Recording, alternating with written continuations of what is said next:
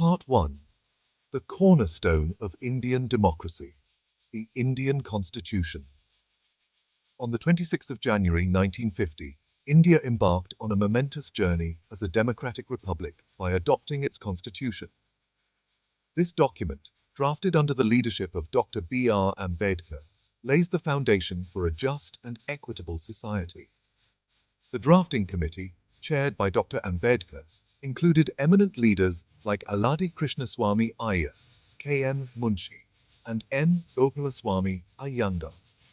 The Constitution enshrined fundamental rights, such as the right to equality, freedom, and protection against exploitation. It also outlines fundamental duties, encouraging citizens to uphold the spirit of patriotism and unity. The Indian Constitution is not merely a legal document, it is the soul of the nation. Its preamble proclaims India to be a sovereign, socialist, secular, democratic republic. The principle of separation of powers divides governmental authority among the legislature, the executive, and the judiciary. This separation ensures that no single branch becomes too powerful. The judiciary, with the Supreme Court at its apex, safeguards the fundamental rights of citizens. It is the final interpreter of the law and the guardian of the Constitution. Dr. B.R. Ambedkar, often called the architect of the Indian Constitution, played a pivotal role in shaping its progressive framework. The Constitution's significance in modern India is profound, guiding the nation through its democratic processes and ensuring justice for all. It remains a living document, evolving with amendments to address contemporary challenges and uphold the values of liberty, equality, and fraternity. Part 2. Guardians of the Constitution, the Judiciary and its independence.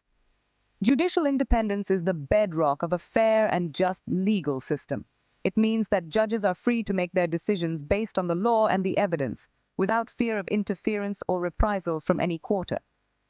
The Indian Constitution recognizes the paramount importance of judicial independence and provides various safeguards to protect it.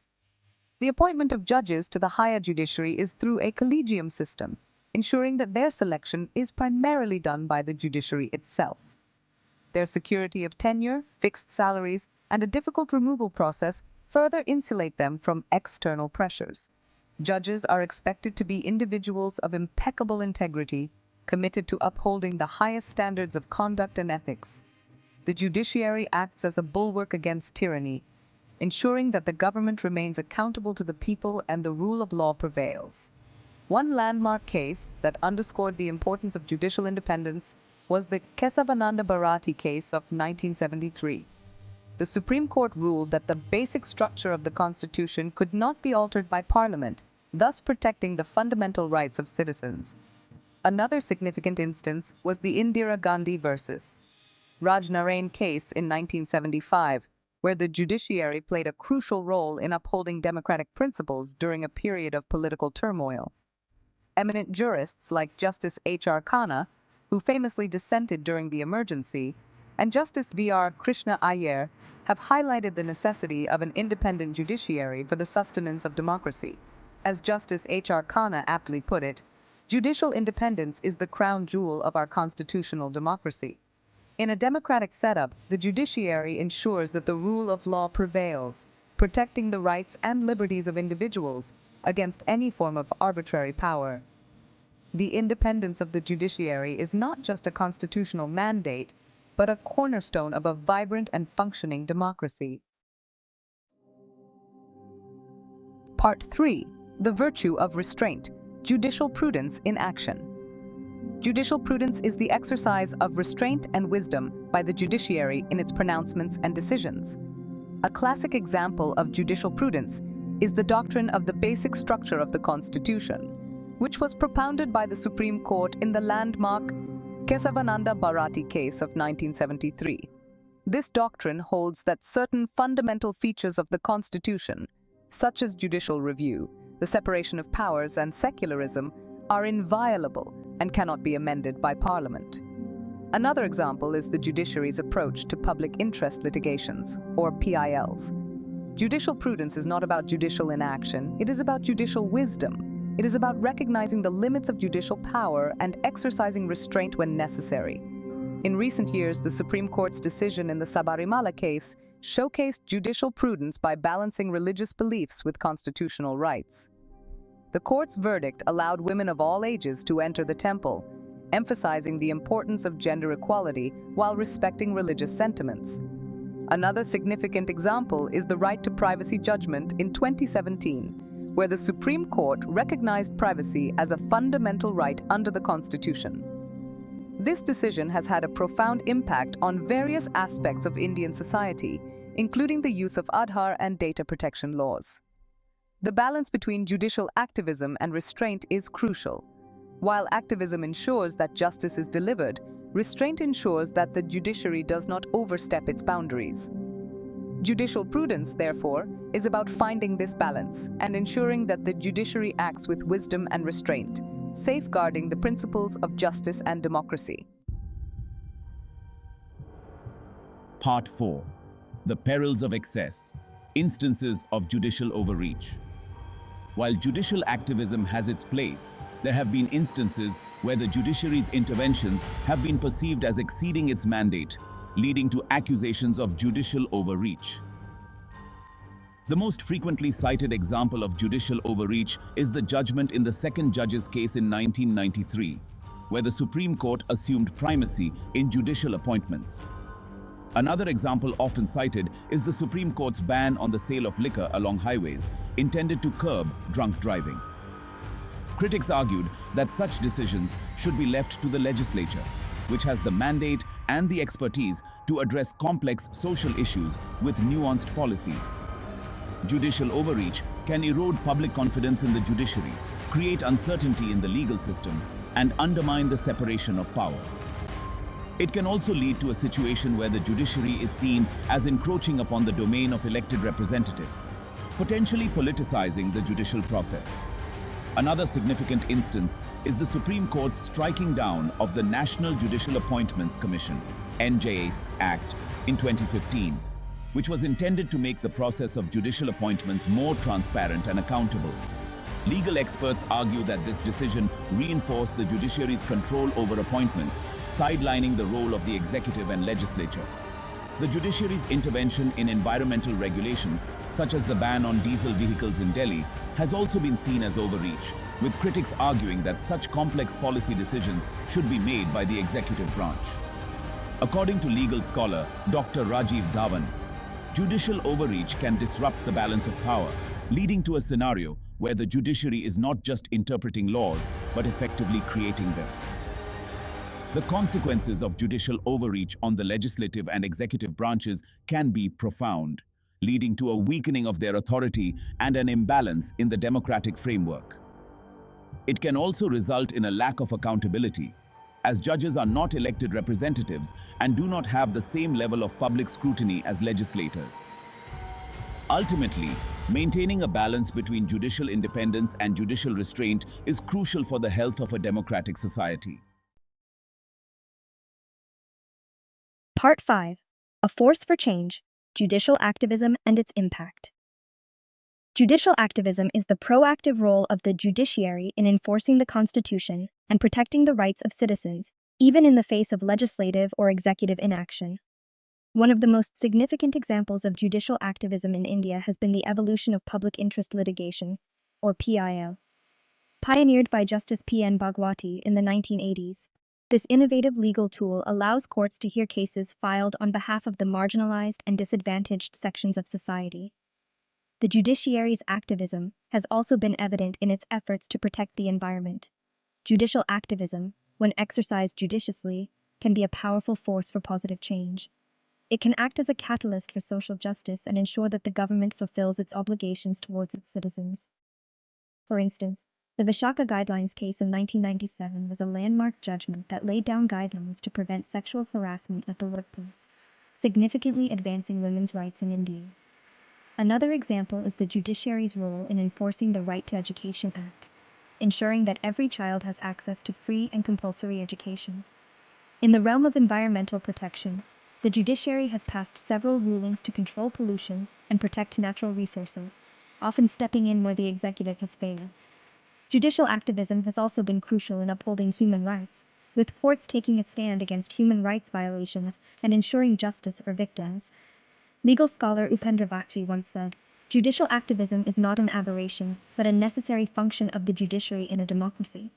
Social activist Aruna Roy remarked, "The judiciary's proactive stance has often been the last resort for the marginalized and oppressed, ensuring their voices are heard." Through these examples, it is evident that judicial activism, when balanced and judicious, can lead to significant advancements in social justice, environmental protection, and human rights. Part 6. Navigating the Tightrope. Balancing Activism and Restraint. The journey of the Indian judiciary has been marked by a constant endeavour to strike a delicate balance between judicial activism and judicial restraint. The role of the judiciary is not to govern, but to ensure that governance is in accordance with the Constitution. The judiciary's approach to this balance has evolved over time. The challenge for the judiciary lies in determining when to intervene and when to exercise restraint.